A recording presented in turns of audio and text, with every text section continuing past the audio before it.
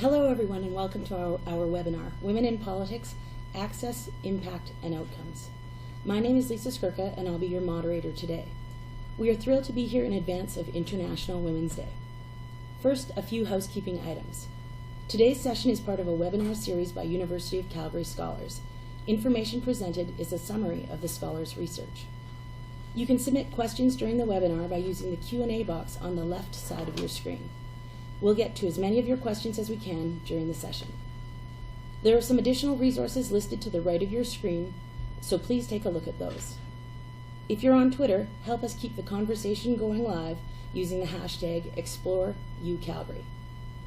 Afterwards, please give us your feedback through the survey. It's located on the lower right of your screen or through the clipboard icon.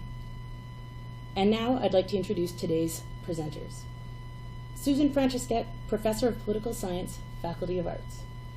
Dr. Francisquette's research focuses on women's political representation, gender quotas, and gender in public policy. Brenda O'Neill, Associate Professor of Political Science, Faculty of Arts. Dr. O'Neill is the English language co-editor of the Canadian Journal of Political Science, and her research interests include gender and political party leadership in Canada and the changing nature of political and civic engagement. Over to you, Dr. Francisquette. Okay, thank you very much. And I'm really pleased to have this opportunity to share our research with you and to have Dr. O'Neill here as well. So as political scientists who study women in politics, we're generally interested in three kinds of questions. The first question is what determines women's access to politics? And in particular, we want to know if there are gender-specific barriers that women confront. The second question that we're interested in is what kind of legislative impact do women have? In particular, is there evidence that women have different policy priorities? Are they, for instance, more likely to bring about, quote unquote, women-friendly outcomes? And then the final question we're interested in is what is the broader societal impact of women's presence? So, for instance, if you elect more women, does this change public perceptions about politics, but also about women's capacities as political leaders? Very timely questions nowadays. Okay, so over the next hour, we're going to be talking about these three sets of questions. I'll be drawing mostly on international research, and Dr. O'Neill will be talking about these three questions in terms of Canadian politics. So turning to women in politics around the world, one thing that is actually quite encouraging is that if we look at parliaments around the world, we see something quite dramatic, which is that in just 20 years, women's presence in national parliaments has doubled, from just under 12% in 1997 to 24% today. If we look even more closely, we see even more encouraging figures. So for instance, today, there are 31 countries around the world where women hold more than 35% of seats in parliament. 20 years ago, there were 4 countries only, and those were all in Europe. Also impressive is that today, those 31 countries with large proportions of women can be found around the world, not just in Europe, but also in Africa and Latin America. So all of this sounds like very good news, but the flip side is that men continue to hold more than 75% of seats in Parliament today. And that's really been the central question for those of us who study women in politics. What's going on here? Why are men so overrepresented in politics? What are the barriers that women face? So researchers have looked at this question by trying to sort out the different stages of the electoral process, or to put it another way, the 3 hurdles that women have to pass in order to get to office. So the first stage is that women have to be eligible, qualified, and they also have to be willing to run for political office. Once they've passed through that hurdle, the second stage, and that is to be selected by a political party. So in most of the world's democracies today, elections are contests among political parties. Independents rarely win. So getting elected really means getting a political party to back you. Once you've got the party's nomination, the third stage is to compete against candidates nominated by other parties and win the support of voters. Now, one of the things that's kind of interesting is that if you ask most people, they would probably say that the barriers to women are at that final stage. In fact, I was asking this to my students a couple of weeks ago, and they all assumed that voters are going to discriminate against female candidates. The research actually tells us something quite different. Research from around the world tells us that, in fact, voters don't really discriminate against female candidates. When voters enter the polling booth, they're making a choice among parties. So whether the candidate is male or female is probably secondary to what party label they're representing. So while lots of research finds that women win at more or less the same rate as men, there is, however, lots of research to suggest that political parties are discriminating against female candidates. The biggest obstacle for women is to get parties to nominate them. So if that's where the barriers are, let's look a little bit more closely at the other stages, not at that final stage. So to disentangle the things that are going on here, political scientists have tried to sort out all of the different factors that are present in these first two stages. So we think about this in terms of supply side factors and demand side factors. Supply side factors would be all of those things that affect how many women are in the supply pool. So how many women are eligible, qualified, and how many of them are willing to run for office. The demand side includes all of those things that's going to make parties want to nominate women, but also on the flip side, it includes factors that discourage parties from selecting female candidates.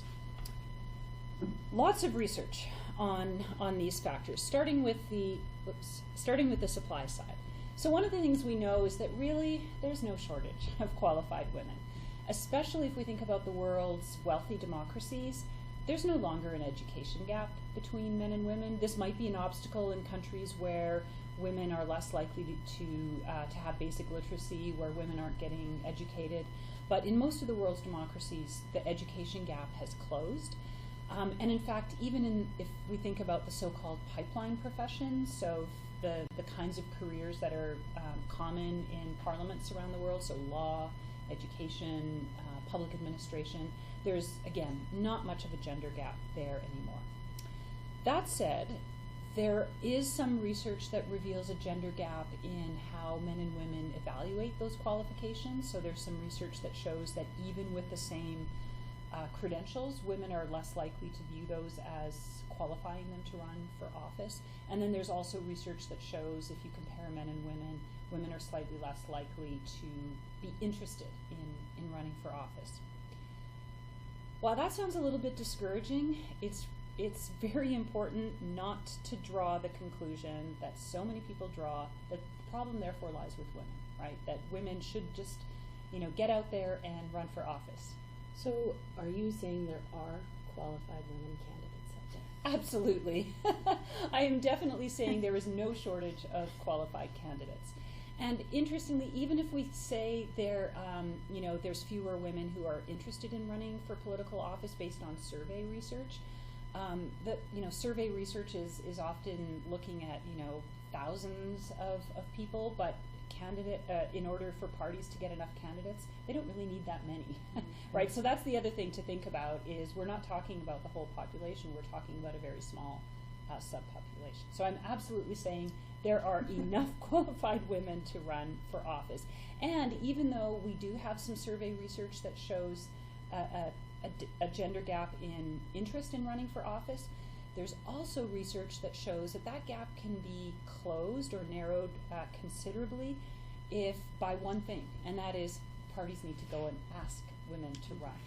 So there's research showing that political parties tend to recruit more heavily men, or they tend to be men are more likely to be recruited by parties. So all parties really need to do is increase their recruitment efforts, and they would likely find enough women to run. So, go ahead. I'm going to transition into a skill testing question here Uh-oh. from the audience.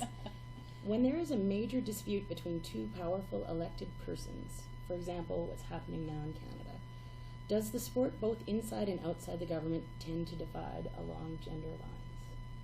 Does the support Well, I would say that's an empirical question, and I don't know. I don't know that a situation like this has any historic or has any past precedent that we could pull out an indicator and say, oh, this shows that support is likely to be along gender lines. I actually think that's a fascinating question, and maybe there's some pollsters out there that are doing that, but I wouldn't. I don't know if Brenda. No, has I can't think of any research that would, because again, the key thing is about partisanship and support for particular parties. But once you're inside the party, that's a hard question to say, right? Mm-hmm. How is support divided along those lines? It's hard to know. Yeah. History-making times. Yep. Absolutely, absolutely. Okay, so we've talked about supply-side factors. Turning to the other kinds of factors, demand-side factors, research from around the world looks at 3 different kinds of demand-side factors. First of all, party ideology, electoral system, and gender quotas, the presence or absence of gender quotas. So starting with party ideology, the research shows that on the whole, parties on the left tend to elect more women than parties on the right. And that might be the case for a couple of reasons. One is that parties on the left tend to have egalitarian ideologies that translates into some degree of concern with gender balance. A second reason is that the electoral gender gap is such that female voters are more likely to support leftist parties. In turn, that might make leftist parties more interested in attracting female voters by nominating more female candidates. Probably the most dramatic example I could think of to show how much party ideology can make a difference is looking at the U.S. Congress. So after the midterm elections last November, people often, the media especially, talked about the so-called Year of the Woman. What we see with this slide is that the Year of the Woman was the year of the Democratic woman. 40% of the Democratic caucus is female. On the Republican side, it's only 8%. We see a similar, if not so dramatic, discrepancy in Britain, where the left party, the Labour Party, has a parliamentary caucus that's 45% female, and the Conservative Party caucus is only 21% female. So not quite as bad as Republicans, but not anywhere near as good as their main competitor. So party ideology is helpful in terms of explaining differences within a country. We can see why the left, in most countries, parties on the left have more women than parties on the right. But it doesn't help us explain why do some countries, regardless of which party is in office, seem to consistently have more women in them than other countries. So we have to look beyond just what's happening at the party level. Great. I'm going to try to combine a couple questions from the audience related to, when you think of the research that's out there, is there research that looks at the different types of careers that women have to go into government? And is there sort of an idea that women maybe don't have the business skills, or there's different career lines that there are divisions around? Mm-hmm. Have you seen anything on that? Well, so there is a lot of research that looks at parliamentary backgrounds, or the backgrounds and the social backgrounds and the education backgrounds and the professional backgrounds of MPs. That research shows that there is some difference between men and women, but it actually shows that women look remarkably, female MPs don't look all that different from male MPs in terms of their backgrounds. And I want to go back to what I said before about even if there are fewer female CEOs, it doesn't mean there are not enough qualified women with the kinds of backgrounds. So it's still the case that law is a common background profession, and there's not big gender gaps anymore in the legal profession. A follow-up to that, is there any legislation stating that women should have a specific or rather specified number of offices in a particular government or governmental apparatus? So I'm going to talk later. I mentioned that of the 3 demand-side factors, there was party ideology, electoral system, and then the third one was gender quotas. And I'm going to talk about that in just a couple minutes. So we will definitely get there, because that's an important, very, very important factor. First, I wanted to say that the main system-level factor is actually, pressed the wrong button, the electoral system. again, there is loads of research looking at electoral systems and how electoral systems affect women's representation, and all of it tells us what it says on the slide, that countries with proportional representation elect more women than countries using single-member district or first past the post, as we use in Canada. So it's probably not too difficult to figure out why this might be the case. So, for instance, in single-member district systems, every party has to select one candidate per district. So if you select a woman, you're not selecting a man. So it's a zero-sum contest between women and men. Women have to directly compete with and then displace a man in order to win that nomination. And the parties who are doing the selecting might actually think, as a lot of people do, that voters are discriminatory. And so parties might actually think that they're better off selecting a man, especially if maybe it's a tight race. On the flip side, in PR systems, parties nominate multiple candidates per district. So that means that women don't have to compete directly with men. You can have a slate of candidates that includes both men and women. And that also makes it changes the electoral strategy of parties, because they think, if women are half the electorate and we present a slate of candidates that is almost all male, well, they're not really appealing to the women in the electorate. So there's incentives for parties to have diverse slates of candidates. So we know, again, all the research tells us that PR systems elect more women. But there is a third factor, and this gets directly back to the question you asked, and that is gender quotas. So what are gender quotas? Well, gender quotas are policies that mandate that a minimum proportion of candidates that a party names have to be women. Or, on the flip side, in some countries, the quota policy takes the form of what are called reserved seats. So a certain number of seats are set aside, and only women can compete for those seats. Also, in some countries, it's not a legal requirement that applies to all political parties, but in some countries, political parties themselves decide that they are going to have party rules that require balanced slates of candidates, or a certain proportion of female candidates. Now, something that Canadians might be forgiven for not knowing, because it's not something that's common in Canada, but around the world, gender quotas are the most popular type of electoral reform. In the last couple of decades, they've spread around the world such that today there are 130 countries that have some form of gender quota, although not all of them apply to all political parties.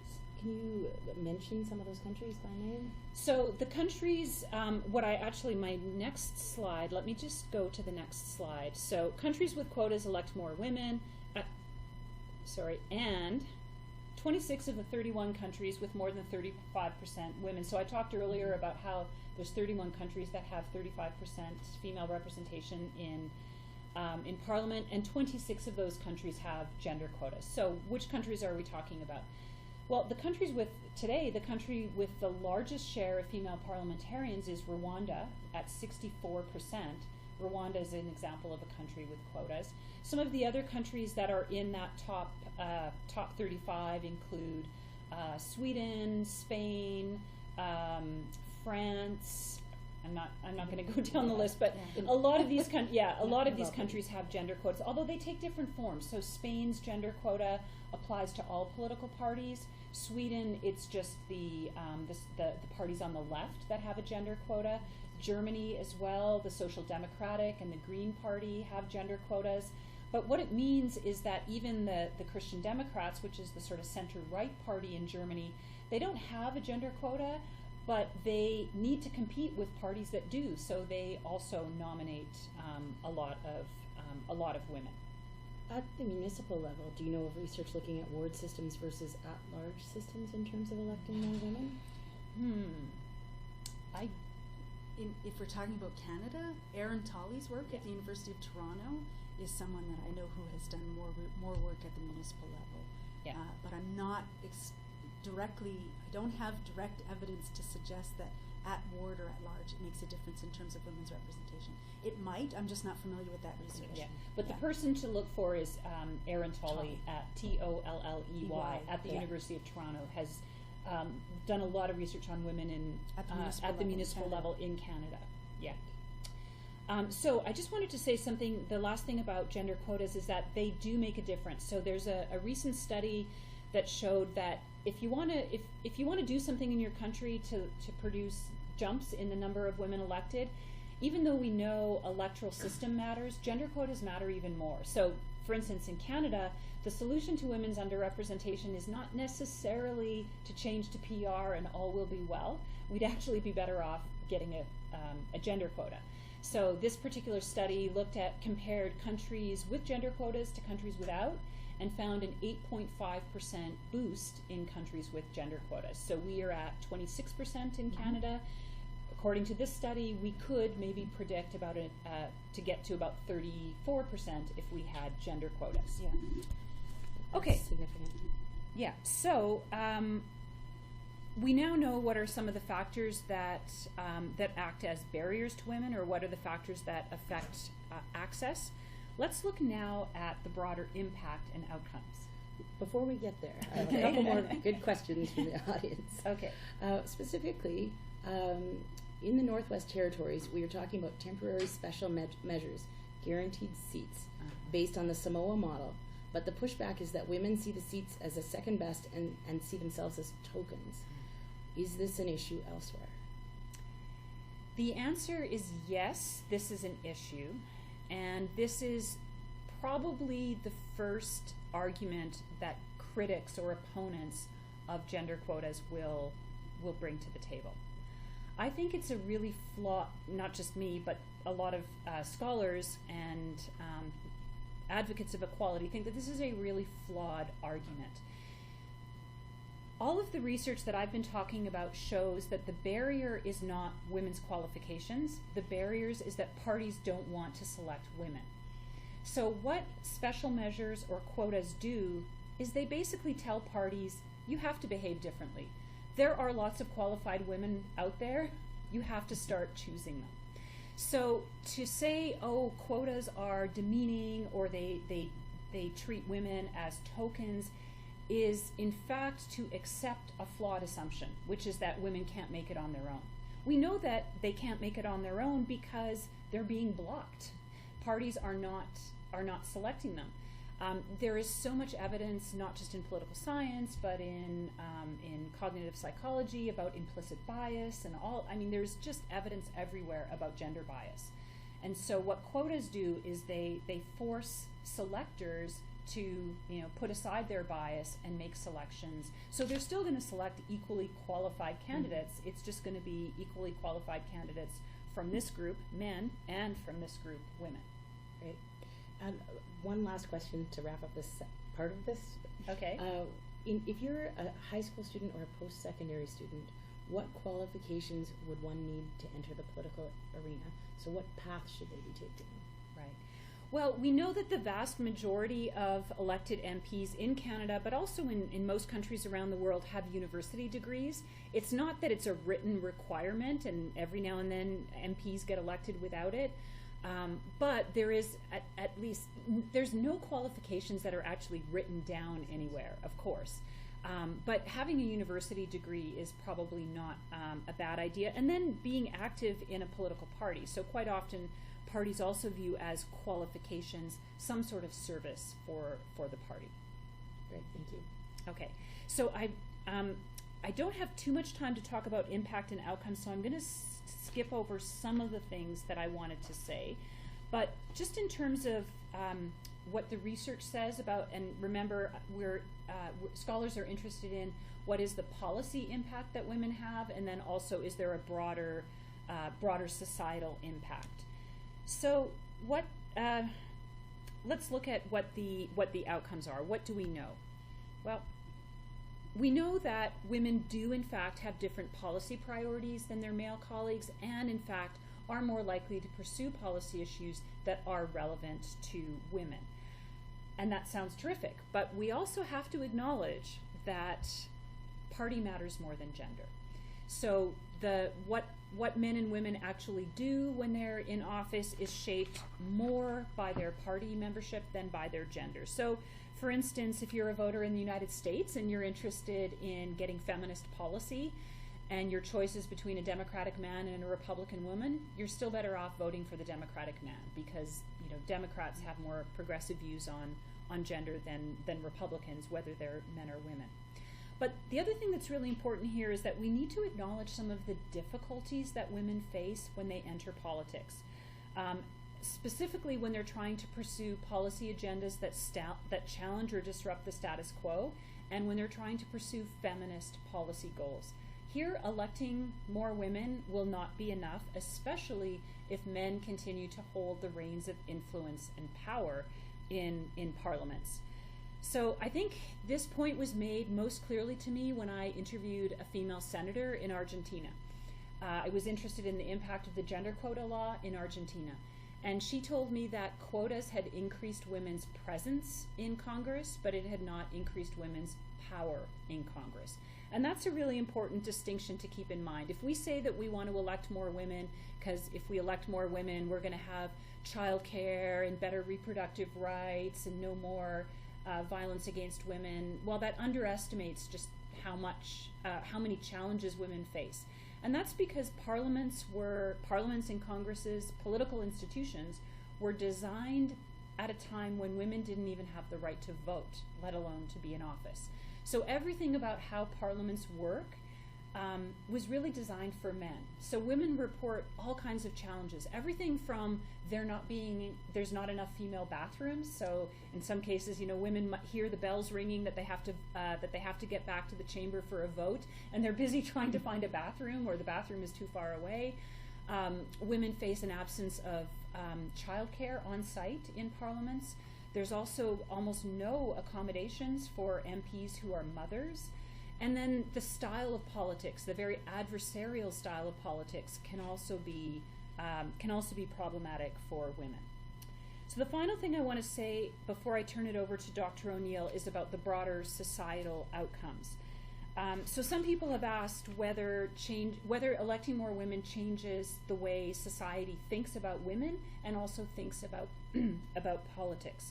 So one really encouraging study of gender and leadership at the local level, at the village level in India, compared villages that had been led by female leaders to villages that had never been exposed to a female leader.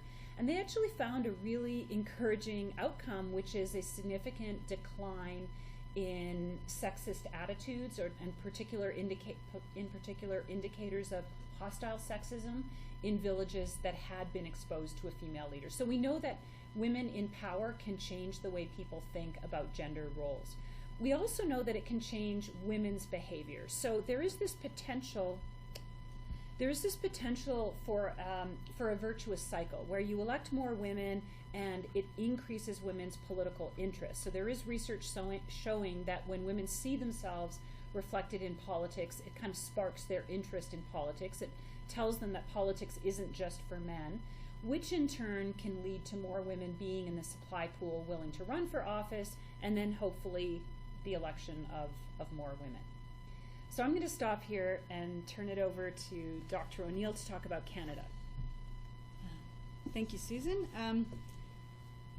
Dr. Francesquette, thank you very much. I just want to, what I'm going to do is I'm going to follow the same sort of framework that Dr. Francesquette used, but I want to look more specifically at Canada and the information that we can draw on Canada when thinking about women's political representation in our country. So what I have here is a slide. On the slide, I'm basically showing the percentage of women in the House of Commons over time since the first woman was elected in 1921, Agnes Blick-Vale.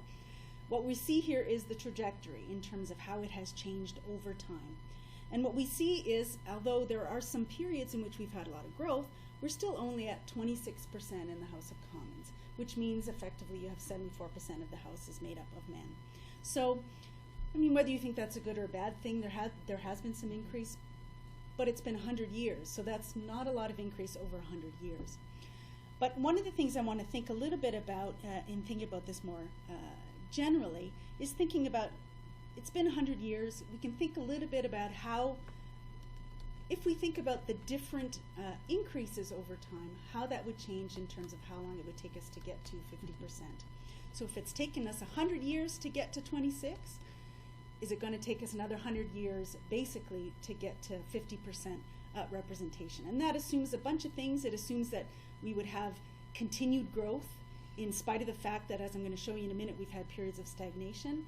And it assumes a continued rate of growth, which again is a kind of a faulty assumption, or at least one that we can't know is going to happen in the absence of any kind of policies or concerted effort to change women's representation in the House of Commons. So what I've talked about periods of growth and periods of stagnation. The real period of growth in the Canadian House of Commons was in between 1968 and 1997, when we see it goes basically from 0 to almost 20 points. You get a 20-point jump, and that was significant. There was this tremendous growth in terms of the nominations of women and in terms of them getting elected. So we can have those periods of growth when we want them, effectively, but we also have had, I think it's important to point out, periods of stagnation. Now, that first period of stagnation from 1917 to roughly the 1970, you can expect that because it was at the beginning of the century.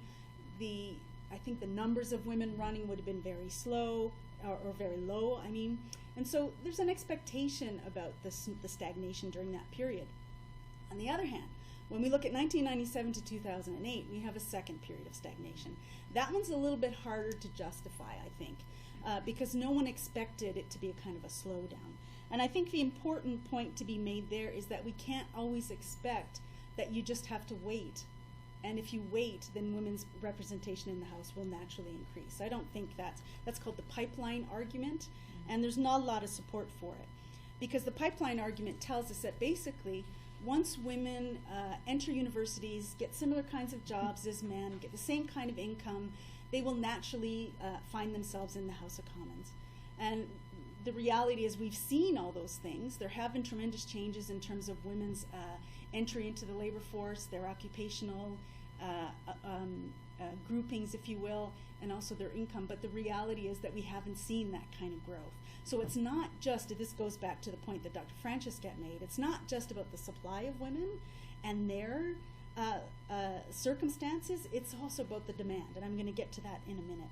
But definitely the pipeline argument, it's not just about women's qualifications, and once they're qualified, they will naturally find themselves being elected to the House of Commons.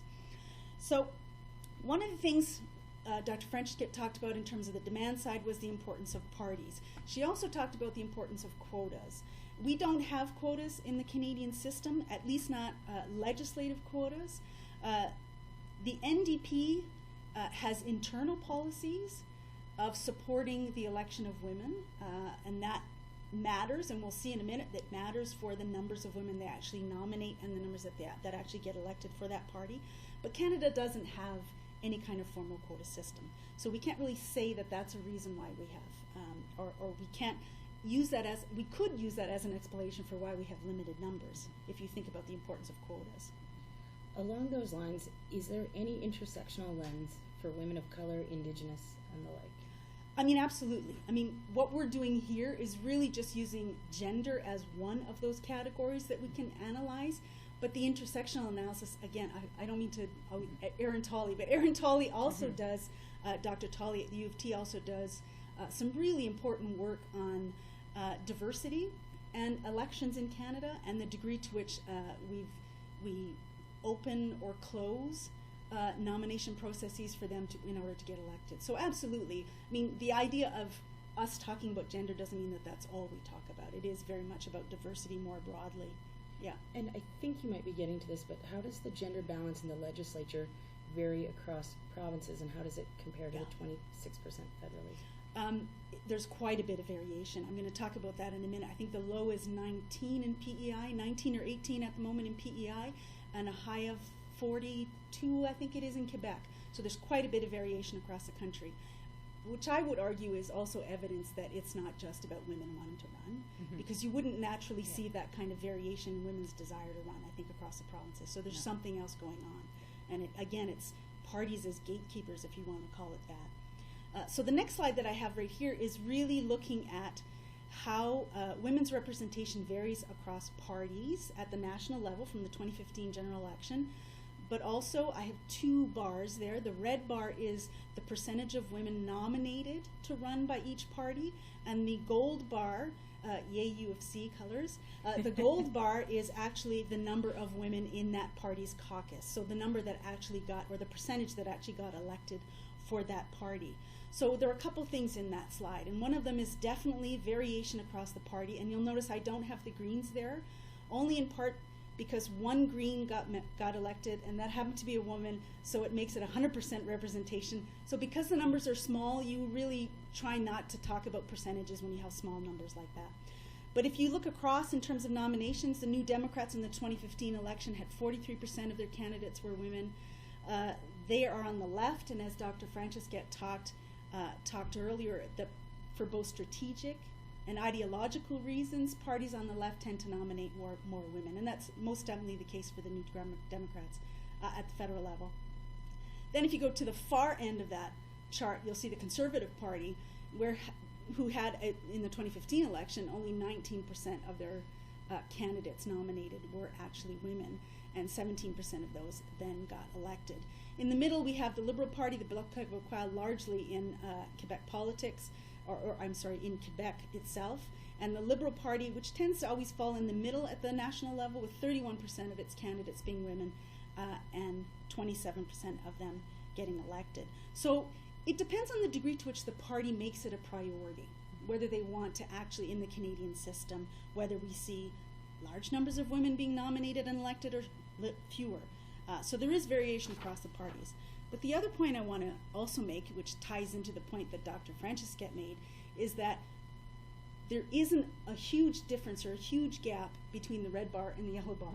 If they get nominated, they tend to get elected.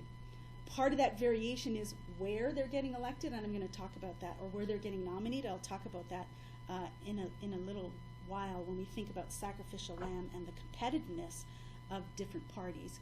But you can play a little game in thinking about what if the New Democrats, if the Liberals had swept all the seats in the 2015 election, and that's not beyond the realm of the possible, we've seen it at the provincial level in Canada, but if they had swept all the seats, we would have 31% of women in the House at the moment, which is 5 points higher than we actually have at the moment. So just the party that gets nominated makes a difference to how many women we have. On the other hand, if it was the Conservatives that swept, we'd only have 19, and that would be a significant drop in women's representation in the House. So when parties commit to it, I think the results can really be impressive, and you don't have to necessarily have quotas, and I would argue sometimes quotas aren't enough, because not all parties will embrace those quotas, and it won't bring about the kind of cultural and gender stereotypic change that you need in the parties to be able to bring about greater change, if you will. But let's just think more closely. Think about the 2015 provincial election in Alberta. The NDP had 53% of its candidates were women, which was higher than parity, actually. From this, 45% of its caucus was made up of women, and Rachel Notley chose to appoint a parity cabinet, one of the few we've actually had in Canada, which is roughly 50% women, 50% men. And I would argue that's one of the important places where we need to see a lot of women, not necessarily just in the House, but in cabinet, where it's not just about presence, it's about power. Yeah. So overall, I think this shows us that you can, when a party actually wants to have, and this is in Alberta, which many would argue is the most conservative province in the country. The Conservatives and the Wildors, on the other hand, not nearly as many, and they took 36% of or 35% of the seats in the House. So, go ahead. Go ahead. Question. Go ahead. Could it be that there are fewer conservative women in general and more women on the left? I'm going to make one point. You're asking, are there fewer conservative women in general, fewer women on the left? When we talk about gaps, there's most definitely the case that there are gaps in women's and men's political ideology, in the positions that they take across the spectrum. Women are more likely to be found on the left. Men are more likely to be found on the right. Absolutely. But does that mean that you don't have a lot of women on the left, a lot of women on the right? That's where I think there's faulty logic there, because there's a difference between the gap and the levels. You still have high levels of women. There's still lots of women who are voting for the Republicans in the U.S. Yeah. There's still lots of women who are voting for the Conservatives and the previous Wildros in Alberta. that's, when we talk about gaps, it doesn't mean that that's not the case. It is absolutely the case, but gaps are about the margins, right? So, does that make sense? And the fact that it doesn't take that many to fill your candidate Yeah. slates, right? Which is a point I'm going to make. Oh, yeah, sorry. no, it's okay. So Alberta, I think, is an interesting example that shows us that it really does matter about having that commitment. It's not just a cultural thing. It is about the commitment of the party to try and really bring about change. And then I do have in my notes here, Quebec is high of 43, PEI is a low of 19, so there's quite a bit of variation across the country. And Yeah. I did have a note that the Northwest Territories, I think Yeah. it's 2 of 19. Yeah. I should stop doing that. We often forget about the territories. We often just talk about the provinces. Yeah, and I should stop doing that. Okay, so parties aren't all equal when it comes to women's representation. But what else can we talk about? I said it wasn't about quotas, but another point that Dr. Francis talked about was the electoral system we have in place. So Canada has a first past the post system. It is about nominating one person in one riding, so it's winner take all. You nominate a man, by definition you cannot have a woman. When you have a balanced kind of ticket or a multi-member district, you're more likely to be able to balance your ticket across the genders. Also, larger elements of diversity as well. You wouldn't just be taking gender into account. So the electoral system really does matter. The stakes are high. And so because the stakes are high and you only have one person in that riding that's representing your party, the competitiveness of the party will really matter for the degree to which a woman is able to win that particular seat. The more winnable a riding, at least to the degree that parties can understand which ridings are winnable, they are making predictions here, but the more winnable that a party sees a seat, the less likely we are to see a woman being nominated in that particular seat. And the point that's really important here is that what matters is perceptions on the part of the party. So it's about the perception not only of whether they can win the seat, but their perception about whether their candidate and who they're looking at in terms of their pools of candidates, who they think can win that seat in terms of who they're going to elect.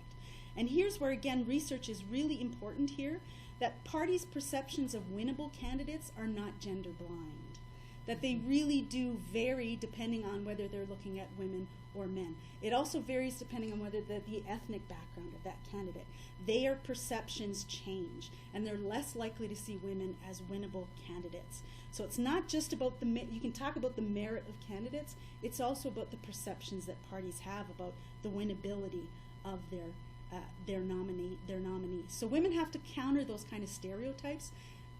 Those research shows that they exist. We know they exist, which is all the more interesting in the sense of thinking about women still get elected, right? Because it's about parties. It's not necessarily about gender. Right. I think the other point to be made about Canada's electoral system is thinking about incumbency. Not all the seats turn over in every election. So if you're thinking about trying to increase the number of women that can get elected in a particular party, there's roughly, let's say Canada at the federal level has a relatively low incumbency rate comparatively. It's at about 50-54%. That's pretty low in terms of around the world, but it still means that only half of the seats open up at any particular election. So there aren't a lot of them. Yeah. Speaking to the upcoming Alberta election, Yeah. in terms of incumbency in the upcoming Alberta election, Yes. What are your thoughts on that? I don't have the data. That part of the difficulty as elections are ongoing is actually trying to get to that data. Obviously, these are party, right? Mm-hmm. Party nominations is very decentralized. There's no central kind of area that you can go to kind of get this data. But nevertheless, in terms of my sense of what's happening, there has been some turnover in terms of what's happening in the various parties. But again, I'm not going to say that incumbency is the key factor that I would play in terms of thinking about women's representation here. Because the key factor will be whether the NDP wins again. That's what really matters for whether we're going to see a significant number of women and maintaining that sort of level that we've had as a result of the NDP's governance. Which brings me to a related question.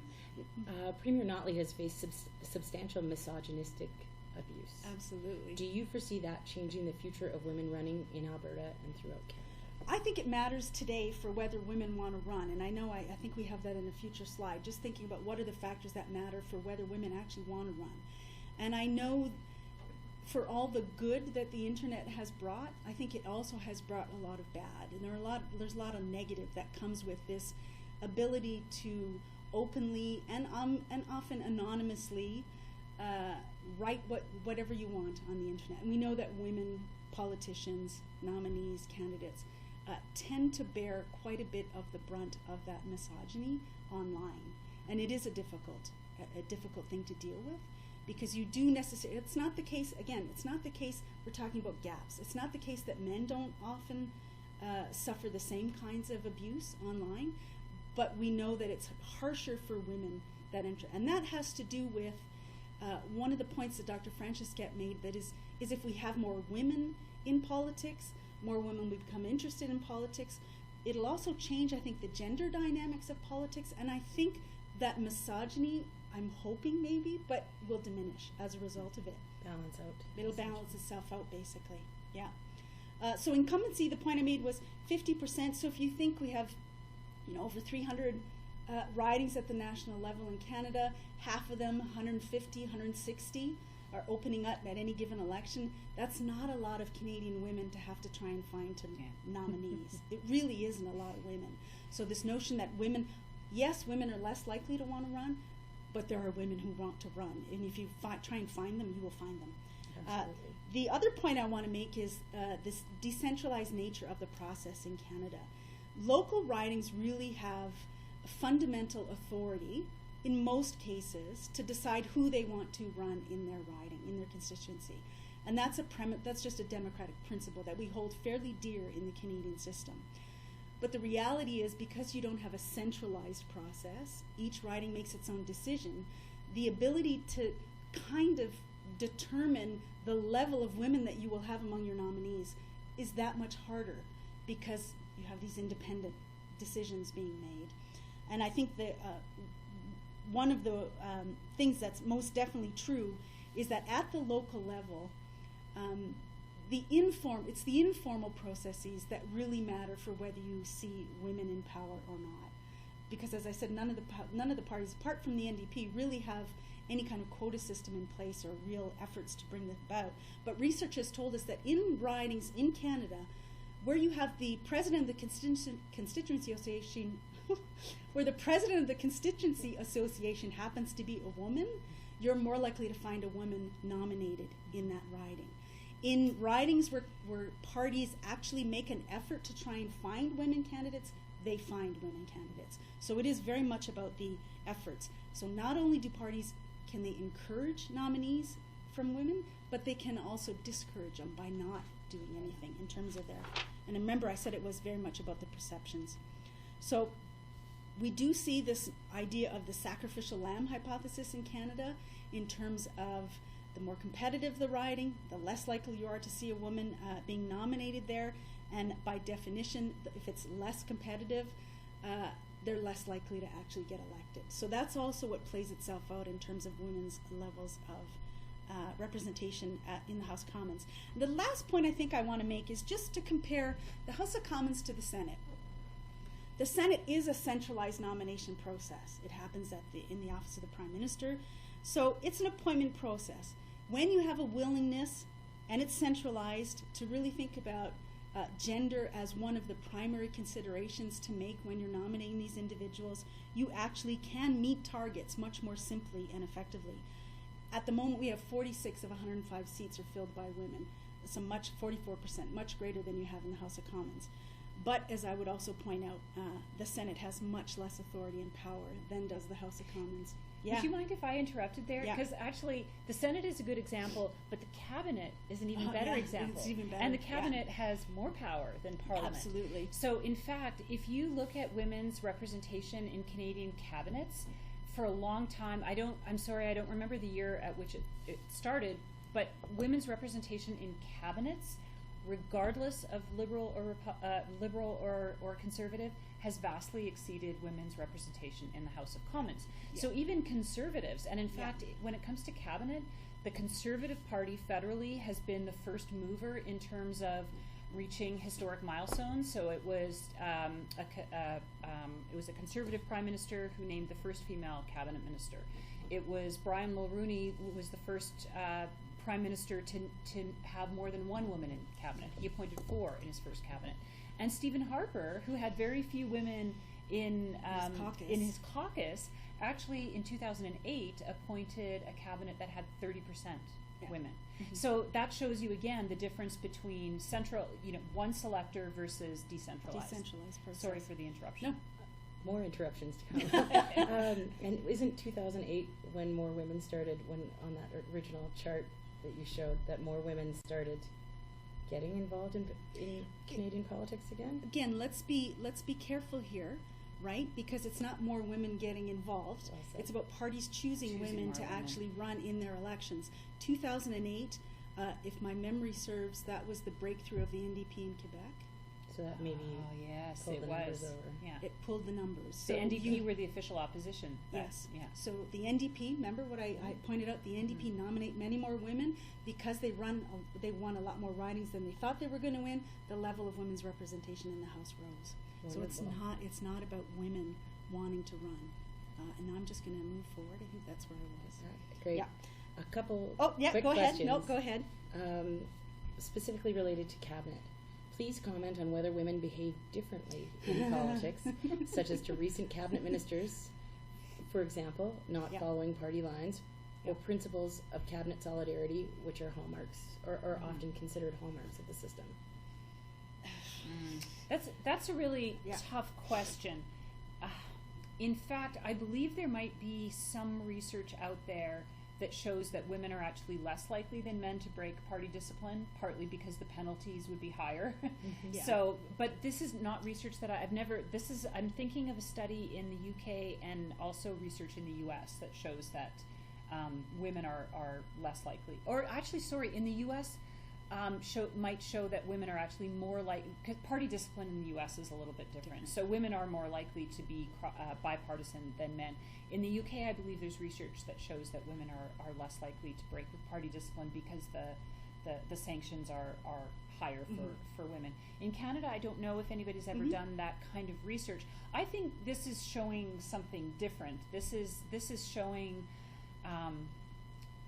this is potentially showing something that we don't have historical precedence of in Canada, but it might actually show what happens when you have, women aren't just a handful of tokens. They're, Trudeau appointed a parity cabinet, so women were feeling quite empowered and perhaps less willing to be, told what to do when they thought they'd been appointed to a position that had certain authority attached to it, that they should be allowed to exercise that authority.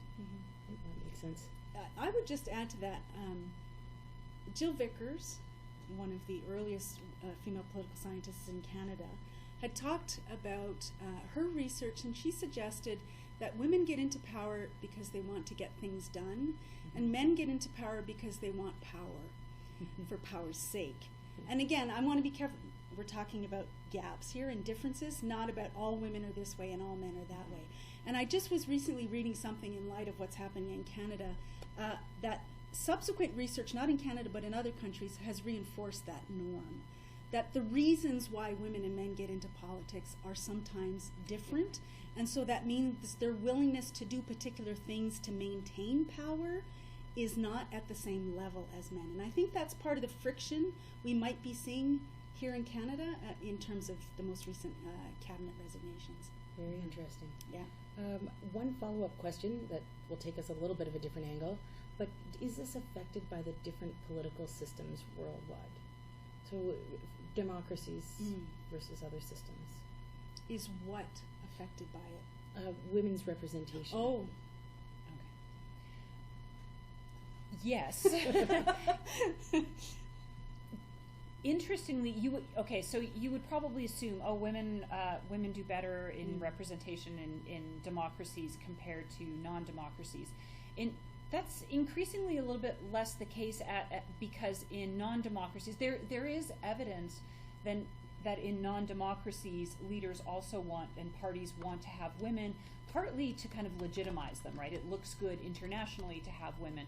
I would say at the main issue with women and women's representation in non-democracies is that their presence might not be as meaningful, right? So they can't necessarily, so, you know, we often say, oh, wow, look at Rwanda, 64% women. The number 2 country on the list in terms of the global rankings is Cuba at 50 or over 50% or something really high. These are not democracies, however. And so even though they have lots of women in their parliaments, women don't have a lot of power. And if you look at the other arena or the other offices that do have authority and power, there's no women there. Thanks. I think, Dr. O'Neill, we're going to let you keep going. Okay. And we'll go a few minutes longer as well. Okay, sounds good. We just talked about the demand side factors in Canada. I'm just going to briefly talk about the supply side factors. So this is about women's willingness to put themselves forward and why it might be more limited in when compared to men. I've talked already about gender norms and the importance of the degree to which a society sets a particular standard about how men are supposed to act versus how women are supposed to act, and that can make it a bit more difficult for women to enter the political arena, which is still an arena that's highly masculinized. You talked about it's combative. That's very much the case, and so the stereotype of women is one that doesn't naturally fit into that arena, and so that can be, I think, a kind of a hurdle that women have to get over. It's not about women having less time. All the studies that I've looked at that have tried to answer the question of whether women are less likely to get into politics because they have less free time or less leisure time, none of those have panned out. So it really isn't about this. Women and men have the same amounts of leisure time, but they tend to use their time differently, and that's kind of where that can factor in terms of. Political ambition, Dr. Francisquet talked a little bit about that. Women are far less likely to think of their own qualifications as being those that allow them to get into politics, or that they have enough experience or enough understanding of politics. They tend to downplay their qualifications. And so the term that's been adopted to explain that is women have lower levels of political ambition. And I know from research that one of our colleagues has done, Lisa Young, in the past, looking at women's willingness to run for office, women need to be asked. If women are asked, that gap in political ambition can be overrun, if you will. It can be overturned. So if women are asked, they're likely to want to run, but they're less willing to put themselves forward as candidates on their own initiative. The last one is media coverage. And again, this ties in a little bit with this idea that there are gender stereotypes and gender norms. And I think the media, although it's gotten better, still I think perpetuates this kind of gendered review of women who happen to be in politics and men who happen to be in politics. The coverage varies depending on whether you have a woman or a man in power. Men, they tend to be reviewed for their agentic characteristics, like how strong they are, how much self-confidence they have, and their ability to lead, whereas women tend to be reviewed for the degree to which they're compassionate, what they happen to be wearing, and whether or not they can actually push the nuclear button if they need to, right? Which is a question that never gets asked of men. If we move a little bit, sorry, I pushed one. Oh, okay, let's think a little bit about the impact and outcomes, which we just briefly talked about. It's really hard. I would say it's hard to come up with evidence that women matter for policy outcomes, but also I would argue I don't know that we even need to ask the question of whether women matter for policy outcomes, because I think women have a right to be in that legislative chamber whether they make a difference or not. I think that's, in some ways, I see that as a secondary argument. But in the Canadian context, some research has shown that women bring different in the context of parties always, but that they do bring different priorities to them, that they can in some way have an impact. But the reality is, if you think about the stagnation that I talked about in women's levels, the last 5-6 elections, there's been very little discussion of gender, one of my colleagues has talked about it as a gender silence. There really isn't a lot of discussion of, we used to have in the 80s discussions of women's issues. We had a leaders' debate on women's issues. We don't have anything even close to that now. There really is a kind of a gender silence. And even issues that are of tremendous importance to women, like childcare, have become issues of, it's not a women's issue, it's a family issue. It's about the importance of the family rather than the importance of the women. It's not even discussed in terms of women's ability to get into the labor market. So there is that gender silence, and I think that's an important thing to think about in terms of Canadian politics. We have had, in terms of impact, at one point we had half of the premiers in the country were women, but again, talking about how short-lived some of these things can be, we only have one at the moment, Rachel Notley. And so there's milestones that we've reached, and yet you can very easily fall back in terms of underrepresentation, as I would call it. And then we just have some key takeaways at the end. It's just that we really would like to reiterate that women's political underrepresentation is not due to women's unwillingness to run or their lack of credentials. It's not about voters' unwillingness to vote for them. It really is about political parties and their gatekeeping and the degree to which they support gender as a priority in the system. In Canada, that's no different. Political parties are tremendously important. Women can sometimes shape policy, but it's mediated again by political parties. But I do think their presence in the chamber is tremendously important for all kinds of other reasons, including role model and indirect effects. I think as we're seeing played out on right now in the Canadian government right now. Well, thank you both so much. I'm going to ask one final question. We've had so many great questions, so thank you, everyone. But can you talk a little bit about what inspires women to run, as a way to wrap this up in honor of International Women's Day tomorrow? Right. Well, I think there are lots of things that inspire women to run. We know from the research that that seeing themselves reflected in politics makes them more interested, especially when they see themselves reflected in the highest political office. So a global study has looked at, there's been so many countries, unfortunately not Canada or the US, that have female presidents or prime ministers. That is has a really decisive effect on inspiring young women. But there is a study published last week by a couple of American scholars, Christina Wohlbrecht and I think David Campbell, looking at, and the findings of this are a little bit counterintuitive. So you would think that with what's been going on in the United States after the 2016 election, that young women would just be turned off, right? That the treatment of presidential candidate Hillary Clinton was quite vile, and then things said and done by the current U.S. president might also have frustrated women, and then the election or the selection of Brett Kavanaugh for the Supreme Court. But actually, that study shows that young women, at least on the Democratic side, are not being turned off by this. They're actually being excited by this, that it's actually making them more interested and willing to do something about it, to take action. So I find that quite encouraging. I think this might actually be one of the future fertile areas for research. Brenda was talking earlier about, well, when the media treats, or you asked the question, when the media treats women so badly, won't that potentially depress women's political ambition? They might just think, no, I'm not getting into that. But I think we're starting to see some indications that young women are much more strong and courageous than we ever could have thought, and that they're just starting to say, enough. Enough of this, we're going to do something about it. And I would just add, I think it's also phenomena like the Me Too movement, the Time's Up movement. I think those have, brought to the fore the degree to which things are not perfect. That there was, I think, at a time, women thought that we had come so far. We had equality. We had equality. We don't need to work any harder. And yet I think what has become patently evident is that we still are fighting in many, many arenas, not the least of which is politics. And so this desire to really bring about change, an effective change, I think is what will encourage a number of women to actually want to run.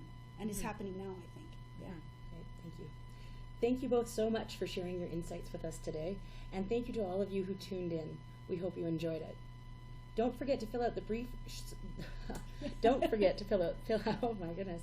Don't forget to fill out the brief survey to share your feedback with us. You'll find the survey on the bottom right of your screen or using the clipboard icon. If you enjoyed today's presentation, sign up for other webinars, download ebooks, and watch videos on our scholars research at ucalgary.ca/explore. Next on our webinar calendar, we have a panel discussion on rethinking masculinity on April 2nd, and we hope you'll join us. Finally, if you have ideas on other UCalgary webinar topics, please email us at exploreucalgary@ucalgary.ca. Thank you, everyone. We're signing off now. See you next time.